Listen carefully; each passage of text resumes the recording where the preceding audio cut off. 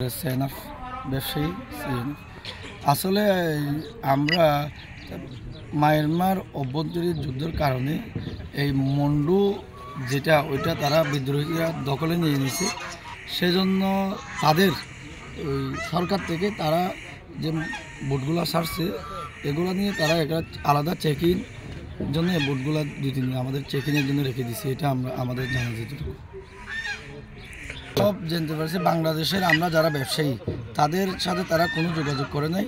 শুধু তারা আমাদের ইয়াঙ্গুনে যে যারা মালগুলো আমাদের সাথে আমাদের ইয়াঙ্গুনের ফাটে তাদের থেকে তারা কথাবার্তা বলে চেকিংয়ের জন্য বলে তারা ছেড়ে দিয়েছে। আমাদের এখানে কোনো এরকম কোনো যোগাযোগও করে নাই এবং আমাদের কোনো এই পার্টিরা ওখানে আমাদের সাথে কথাও বলেনি।